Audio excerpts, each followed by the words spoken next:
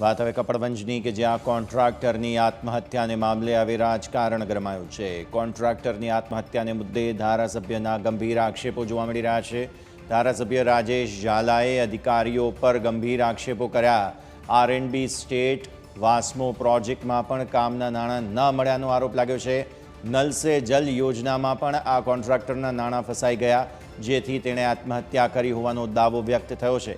खोटी नोटिसों आपी अने कॉन्ट्राक्टर ने हैरान कराता हता तेवुं राजेश झाला जे अहींना एमएलए छे तेमणे कह्युं। मार्ग अने मकानना अधिकारीओ वधु कमिशन मांगता होवानो आक्षेप पण करायो छे।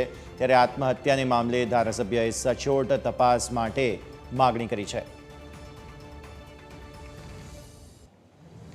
कपड़वंजना मार्ग अने मकान विभागना इजनेर जिगर कड़ियाए आक्षेपो फगाव्या छे। तेमणे कह्युं के अमे कोईपण प्रकारनी टकावारी मागी नथी। તેમણે કહ્યું કે મૃતક જે વિભાગના સીધા કોન્ટ્રાક્ટર હોય તે નથી, તેઓ પેટામાં કામ કરે છે તેવું જીગર કડિયાએ કહ્યું। તેમણે કહ્યું કે અગાઉ ઉતરતી ગુણવત્તાયુક્ત કામગીરીને કારણે અમે નોટિસો આપી હતી, પરંતુ ધારાસભ્યએ શા માટે આક્ષેપ કર્યા તે અમે કંઈ ન કહી શકીએ તેવું પણ જીગર કડિયાએ નિવેદન આપ્યું હતું।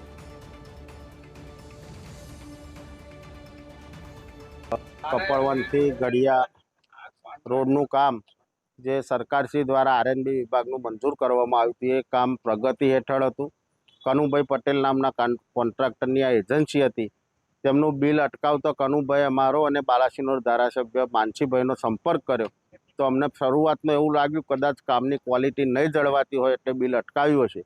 તો અમે ઉપરના અધિકારીઓને રજૂઆત કરી, તમામ અધિકારીઓએ ચકાસણી કર્યા પછી પણ એનું કામ ફરીથી શરૂ કરાવ્યું અને ત્યાંના ડી કડિયાભાઈ દ્વારા અને એમના એસો દ્વારા ઊંચી ટકાવારીની માગણી કરવામાં આવતો એ ટકાવારી આપી શકે તેમ ન હતા, એમને પોસાતું ન હતું, માટે આ બિલ અટકાવવામાં આવ્યું હતું। સરવાળે બિચારા કોન્ટ્રાક્ટરે આજે આત્મહત્યા કરવું પર મજબૂર થવું પડ્યું અને આ ખૂબ જ દુઃખદ ઘટના છે।